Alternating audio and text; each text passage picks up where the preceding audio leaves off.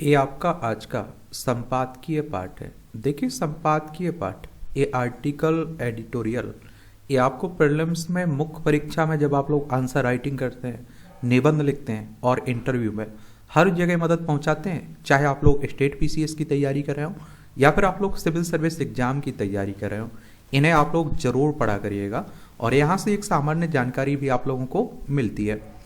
सरकारी कामकाज की गुणवत्ता का सवाल, ये आप देखिए, आखिरकार 8वां वेतन आयोग की बातें होने लगी है ना, तो उसी को लेकर बातें की जा रही हैं। आखिरकार केंद्र सरकार ने केंद्रीय कर्मचारियों के लिए 8वें वेतन आयोग के गठन की घोषणा कर दी है। पिछले कुछ समय से इसकी संभावना जताई जा रही थी, क्योंकि गत वेतन आयोग मनमोहन सिंह के कार्यकाल में गठित हुआ था और जिसकी सिफारिशों पर अमल मोदी सरकार ने 2016 में किया था।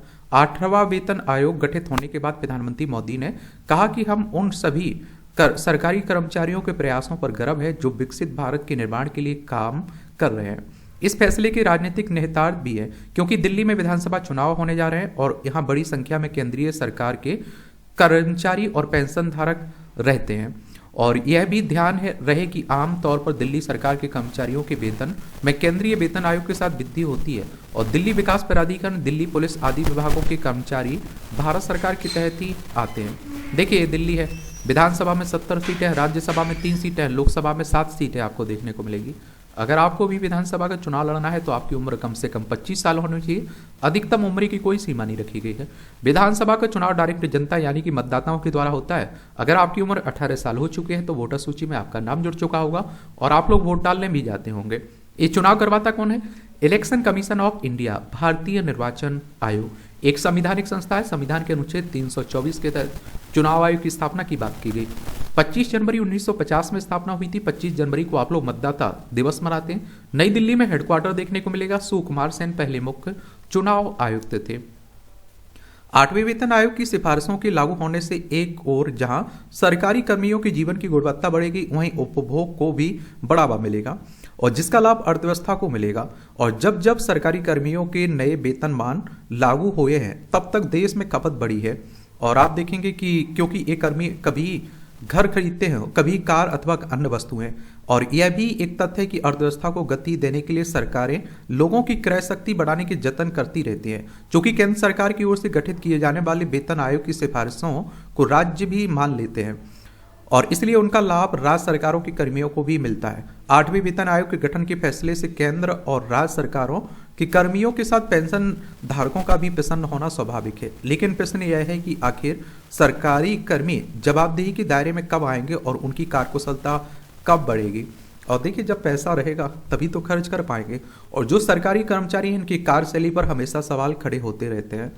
यह जग जाहिर है कि केंद्र सरकार के कर्मी हो या फिर राज्य सरकार के, औसत सरकारी कर्मियों में जवाबदेही का अभाव दिखता है और वे मुश्किल से ही अपनी कार्यकुशलता और दक्षता के लिए जाने जाते हैं। देश की तमाम समस्याओं की जड़ में सरकारी कर्मियों के काम करने का काम चलाऊ तरीका ही है। बात चाहे टूटी सड़कों की हो या फिर बजाती नालियों की हो, पर्याप्त सफाई व्यवस्था के अभाव की हो, नदी नहरों के प्रदूषण की हो, या बदहाल सरकारी स्वास्थ्य सेवाओं या फिर सरकारी विद्यालयों की हो, अथवा सरकारी परियोजना में देरी की। इन सभी समस्याओं के पीछे सरकारी कर्मियों की आकर्मण्यता और भ्रष्टाचार होता है। एक ओर सरकारी कर्मियों की आकर्मण्यता दूर होने का नाम नहीं ले रही और दूसरी ओर उनके वेतन भत्ते एक निश्चित अंतराल में बढ़ते जाते हैं। सरकारी खजाने पर पेंशन खर्च का बोझ भी बढ़ रहा है और सरकारी कर्मियों के नए पेंशन योजना से नाखुश होने और पुरानी पेंशन योजना की मांग के चलते मोदी सरकार एकीकृत पेंशन योजना लेकर आई। यह इसी साल अप्रैल से लागू होगी और इस योजना में सरकार का अंशदान बढ़ने वाला है। और एक समय प्रधानमंत्री Modi minimum government maximum governance की बात करते थे और उससे ऐसा प्रतीत होता था कि इस पर अमल होगा और उससे सरकारी कर्मियों की जवाबदेही बढ़ेगी, पर अभी तक ऐसा नहीं हो सका। और यह सही समय है कि प्रशासनिक सुधार के लिए जिस आयोग का गठन हुआ था उसकी अनुशंसाओं पर पूरी तरह अमल किया जाए। यह समझा जाना चाहिए कि सरकारी कामकाज की दशा सुधरे बिना देश को विकसित बनाने के लक्ष्य को पूरा नहीं किया जा सकता है। अपने देश में सरकारी नौकरियों का आकर्षण किसी से छिपा नहीं है। तमाम युवा सरकारी नौकरियों के लिए ललायत रहते हैं। ऐसा इसलिए होता है क्योंकि यदि एक बार सरकारी नौकरी मिल जाती है तो सेवानिवृत्ति तक जवाबदेही और जिम्मेदारी से छुट्टी मिल जाती है।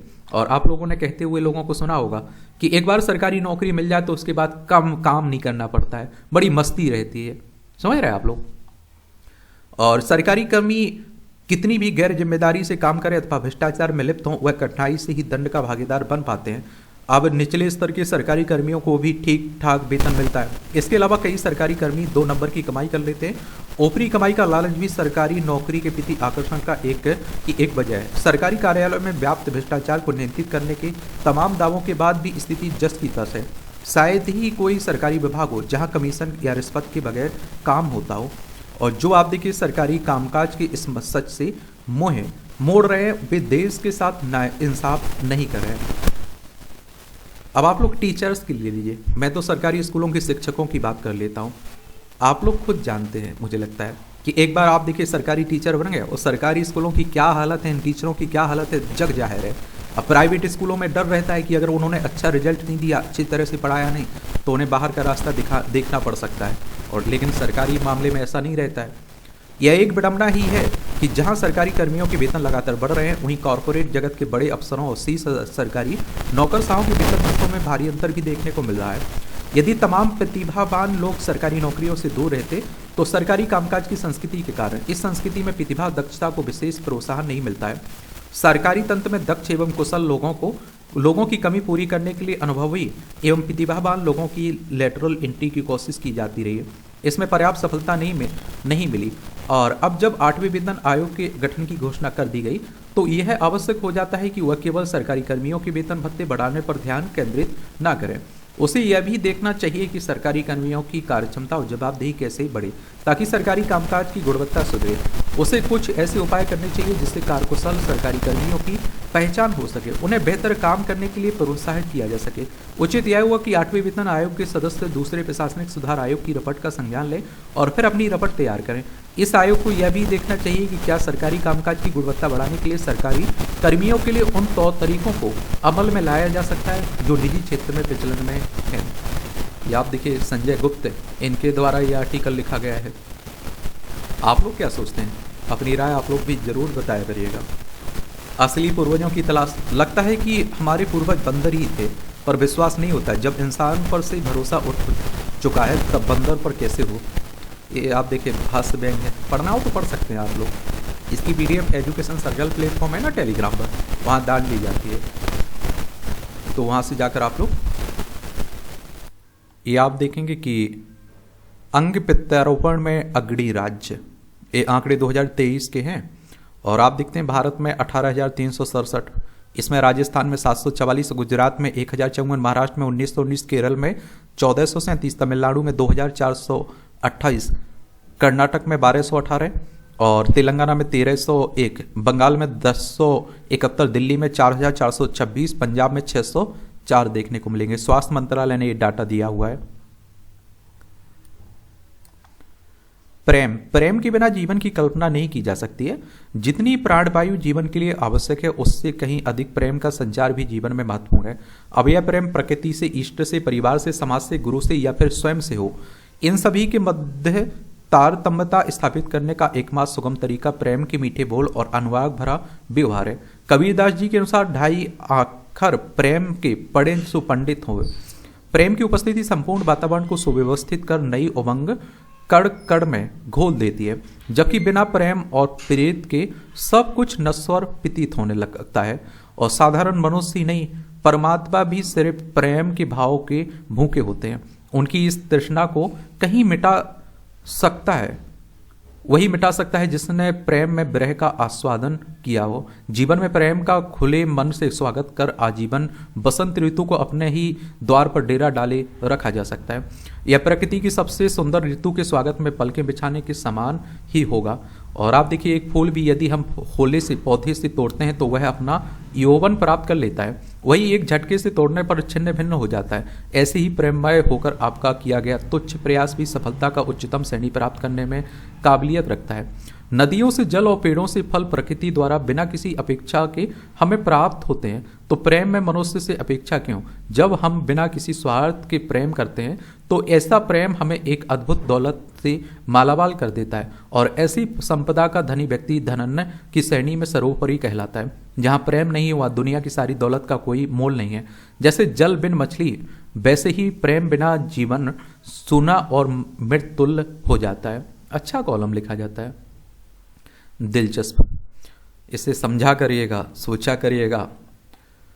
कारगर योजना, ग्रामीण आबादी को उसकी जमीन के मालिकाना हक का प्रमाण देने वाली स्वामित्व योजना के तहत प्रधानमंत्री की ओर से 65 लाख संपत्ति कार्ड वितरित किए जाने से यह रेखांकित हुआ है कि यह योजना सही दिशा में बढ़ रही है।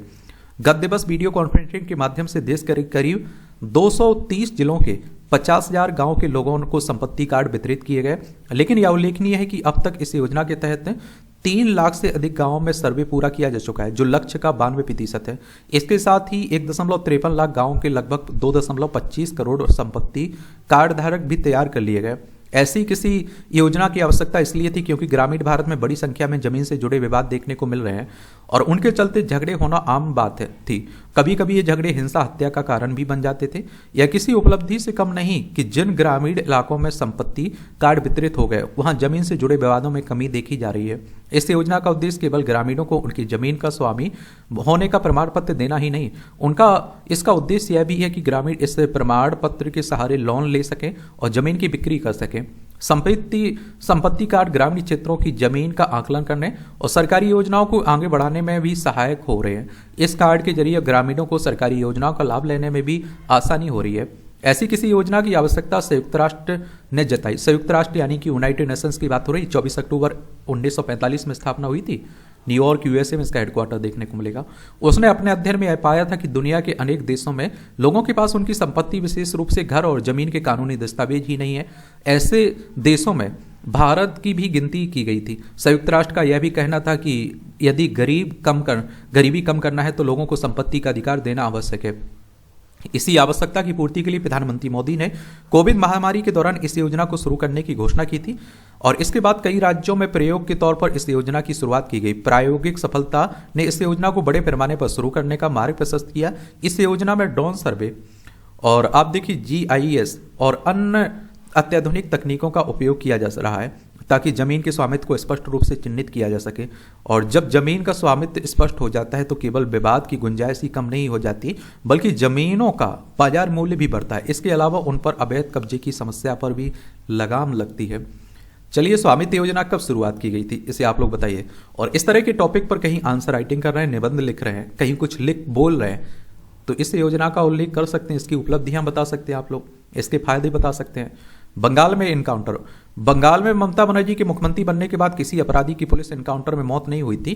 पहली बार शनिवार को तड़के एक अपराधी को पुलिस ने मुठभेड़ में मार गिराया। इससे पहले 2011 में जब ममता बनर्जी CM बनी तो कुछ माह बाद ही माओवादी कमांडर मुल्लो जुला कोटेश्वर राव और किशनजी का एनकाउंटर हुआ था। और इसके बाद यह पहली घटना है जब किसी अपराधी को मुठभेड़ में बंगाल पुलिस ने मार गिराया। ADG कानून व्यवस्था जावेद शमीम का कहना है कि जेल वैन ने फरार होने वाले सज्जाम आलम ने बांग्लादेश भागने के दौरान गोलीबारी की तो पुलिस को भी जवाबी कार्रवाई के लिए मजबूर होना पड़ा। दरअसल हत्या के एक मामले में विचाराधीन कैदी सज्जाद पिछले बुधवार को 2 पुलिसकर्मियों को गोली मारकर उस समय भाग निकला जब आप देखते हैं कि वे उसे अदालत से जेल ले जा रहे थे। इसके बाद पुलिस सज्जाद को पकड़ने में जुटी थी। राज्य पुलिस के महानिदेशक राजीव कुमार भी इस बाबत उत्तर बंगाल गए थे। उन्होंने कहा था कि अगर अपराधी पुलिस पर 2 गोलियां चलाएगा तो पुलिस 4 गोलियां चलाएगी। इसके बाद शनिवार सुबह बांग्लादेश की सीमा पार करने के दौरान सज्जाद पुलिस मुठभेड़ में मारा गया। अगर अपराधी पुलिस को निशाना बनाते तो उसे जवाब जरूर मिलना चाहिए। अपराधियों में पुलिस का खौफ होना चाहिए, लेकिन कानून के दायरे में कार्रवाई होनी चाहिए। अब देखिए, वेस्ट बंगाल चलते हैं एक बार। ये है पश्चिम बंगाल। कोलकाता इसकी राजधानी देखने को मिलेगी। इसकी सीमा उड़ीसा, झारखंड, बिहार, सिक्किम, असम से लगती है। अंतर्राष्ट्रीय सीमा नेपाल, भूटान, बांग्लादेश से लगती है। ममता बनर्जी यहाँ की चीफ मिनिस्टर, CB आनंद बोस यहाँ की राज्यपाल हैं। विधानसभा में 294 सीटें हैं, राज्यसभा में 16 सीटें हैं, लोकसभा में 42 सीटें हैं। 88,752 वर्ग किलोमीटर में फैला हुआ है आपका वेस्ट बंगाल। एलियन खोजेगा नया टेलीस्कोप। आजकल आप दिख रहे हैं एलियन की काफ़ी चर्चाएं हो रही हैं।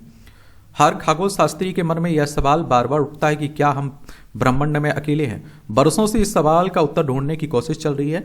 तमाम अंतरिक्ष मिशनों और बाहरी ग्रहों की खोज के बावजूद अभी तक परलौकिक जीवन का कोई संकेत नहीं मिला। लेकिन अब नासा के एक नए टेलीस्कोप से इस दिशा में बड़ी प्रगति हो सकती है और ऐसी दुनिया की खोज के लिए डिजाइन किया गया जो जीवन के लिए अनुकूल हो। हैबिटेबल वर्ल्ड्स ऑब्जर्वेटरी नामक एक टेलीस्कोप इतना विशाल है कि इसे अंतरिक्ष तक पहुंचाने के लिए स्पेस एक्स के स्टारशिप जैसी अगली पीढ़ी के मेगा रॉकेट की सवारी करने की भी आवश्यकता पड़ सकती है। लाखों प्रकाश वर्ष दूर पृथ्वी जैसे ग्रह की खोज के लिए इसे नए तकनीकी नवाचारों की भी आवश्यकता होगी। प्रश्न है कि क्या हम अकेले हैं? न केवल विज्ञान के इतिहास में बल्कि मानवता के इतिहास में सबसे महत्वपूर्ण प्रश्नों में से एक है। इस प्रश्न को वैज्ञानिक तरीके से हल करने की आवश्यकता है। उम्मीद है कि अपने जीवन काल में इस प्रश्न का उत्तर जान लेंगे। नासा के गृह विज्ञानी इस समय खगोल भौतिक अनुसंधान और बाहरी ग्रहों की खोज के लिए हैबिटेबल वर्ल्ड्स ऑब्जर्वेटरी की एक शक्तिशाली उपकरण के रूप में विकसित करने के लिए विज्ञानियों की एक विशाल टीम के साथ काम कर रहे हैं। नासा ने नए स्पेस टेलीस्कोप को सफल बनाने के लिए आवश्यक कुछ प्रमुख तकनीकी जुटाने के उद्देश्य से 1.75 अरब डॉलर जुटाए हैं। अब प्रस्तावित टेलीस्कोप की टीम जुलाई के अंत में एक प्रमुख विज्ञान सम्मेलन के लिए तैयार हो रही है और जिसमें हैबिटेबल वर्ल्ड्स ऑब्जर्वेटरी द्वारा किया जा सकने वाले वैज्ञानिक कार्यों की रूपरेखा तैयार की जाएगी। अभी नए टेलीस्कोप का डिजाइन शुरुआती चरण में है। नासा के विज्ञानी इस समय कई तरह के डिजाइनों पर काम कर रहे हैं और इसलिए आप देखते हैं कि अभी यह कहना मुश्किल है कि लॉन्च होने पर नया टेलीस्कोप कैसे दिखेगा। लेकिन एक बात पक्की है कि यह बहुत बड़ा टेलीस्कोप होगा और नासा आप देखेंगे कि इस समय 6 मीटर चौड़े विशाल स्पेस टेलीस्कोप की कल्पना कर रहा है और यह टेलीस्कोप 8 मीटर चौड़ा भी हो सकता है। तुलना के लिए हबल स्पेस टेलीस्कोप 2 मीटर चौड़ा है। नए टेलीस्कोप में 4 प्राथमिक उपकरण होंगे और जिसमें एक अति संवेदनशील कोरोना ग्राफ भी शामिल है जो दूर के तारों के आसपास पृथ्वी के आकार के ग्रहों का पता लगा सकता है। शुरू में हैबिटेबल वर्ल्ड्स ऑब्जर्वेटरी टेलीस्कोप के सबसे छोटे संस्करण को अंतरिक्ष में ले जाने के लिए एक विशाल रॉकेट की आवश्यकता होगी। और देखिए जिस तरह से हमारी अंतरिक्ष एजेंसी है ना इसरो, उसी तरह से आप देखिए नासा अमेरिकी अंतरिक्ष एजेंसी है। हमारी इसरो की स्थापना कब हुई थी? 15 अगस्त 1969 में बेंगलोर कर्नाटक में हेडक्वार्टर देखने को मिलेगा। नासा की स्थापना कब हुई थी? 29 जुलाई 1958 में वॉशिंगटन डीसी यूएसए में इसका हेडक्वार्टर आपको देखने को मिल जाएगा। ये आप देख लीजिए, ये टिप्पणियां रहती हैं, इन्हें देखना हुआ क्या तो देख सकते हैं आप लोग। ये आज देखिए संडे है तो आज काम के आर्टिकल कम ही रहते हैं, फिर भी आपको पढ़ना हो तो पढ़ सकते हैं। यह आक्रामक दिखने का हास्यास्पद प्रयोग। नेता अक्सर अपने विचारिक विरोधियों के बयान को चुनिंदा अंशों को अपने हिसाब से विश्लेषित करते हैं। राहुल गांधी ने हाल ही में राष्ट्रीय स्वयंसेवक संघ के सर संचालक मोहन भागवत के एक बयान की आलोचना की है। राहुल आज कल संविधान को लेकर भी बहुत बातें कर रहे हैं, परंतु उन्हें यह भी जानना चाहिए कि उनकी पार्टी की सरकार के दौरान संविधान के साथ कितना खिलवाड़ किया गया। किसी के प्रति आक्रामकता प्रदर्शित करने से पहले उन्हें सभी तथ्यों को समझना चाहिए। अनंत विजय लिख रहे हैं। राष्ट्रीय स्वयंसेवक संघ की बात करें तो 1900 कब इसकी स्थापना हुई थी? 27 सितंबर 1925 में हुई थी। केवी हेडगेवार इसके फाउंडर है और इसका महाराष्ट्र नागपुर महाराष्ट्र में इसका हेडक्वार्टर देखने को मिलेगा। हिंदू राष्ट्र हिंदुत्व की बात करता है ये संगठन। कांग्रेस की स्थापना 28 दिसंबर 1885 में हुई थी। ए.ओ. ह्यूम इसके संस्थापक थे। डब्ल्यू.सी. बनर्जी, व्योमेश चंद्र बनर्जी इसके क्या थे? पहले अध्यक्ष थे। बीजेपी की स्थापना 1980 में हुई थी। और संविधान की बात करें तो 26 नवंबर 1949 को अंगीकृत हो चुका था संविधान। 26 नवंबर को आप लोग संविधान दिवस मनाते हैं। 26 जनवरी 1950 में पूरी तरह से लागू हो चुका था, तो 26 जनवरी को आप लोग गणतंत्र दिवस मनाते हैं। हम लोग गणतंत्र के रूप में स्थापित हो गए थे। 15 अगस्त को आप लोग आज़ादी का दिवस मनाते हैं क्योंकि 15 अगस्त 1947 को आपको आज़ादी मिली थी। देखिए हैं किताबें, ये भी अगर दिलचस्पी हो तो पढ़ना हो तो खरीद कर पढ़ सकते हैं। और इस तरह से आप देखेंगे जो महत्वपूर्ण आर्टिकल थे उनकी कहानी कवर होती है। आप लोग पढ़ते रहिए, एंजॉय करते रहिए। आपका कोई सवाल हो मेरे लिए, सुझाव हो तो आप लोग बता सकते हैं। धन्यवाद।